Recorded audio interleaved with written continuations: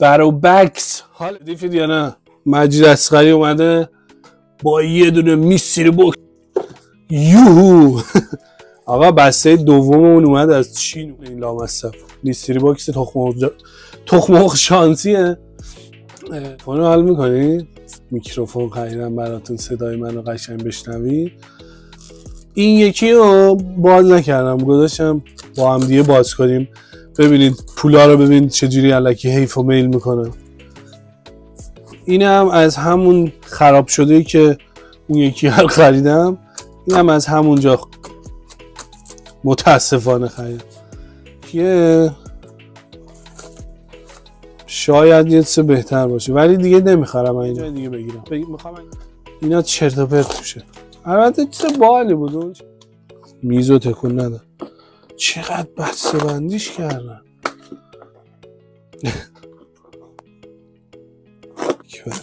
باز کن دیگه. خوب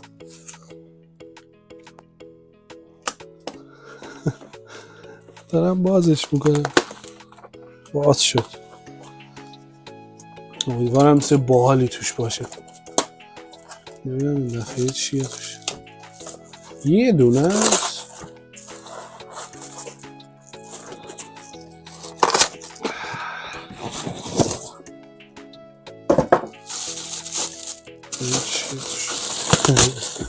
کنجکاو هم توش چیه. بازش کنیم.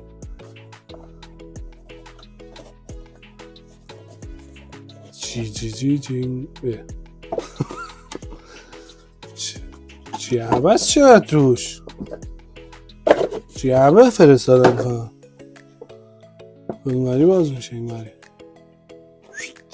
با ساعت توش یه دونه ساعت فرستادم اولیا ساعت اولیا فرستادم نگاه کنید یه دونه ساعت اولیا فرستادم باله ضد آبم هست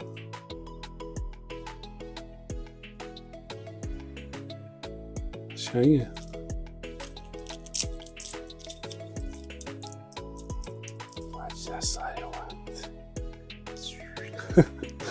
نوکرم آقا سه باحالی امیدوارم حال کرده باشی. یه دونه ساعت ولی چیز باحالی بود قشنگ بود. تا ویدیوهای بعد خدا نگهدار. چنل رو سابسکرایب کنید لایک کامنت همه چی بذارید.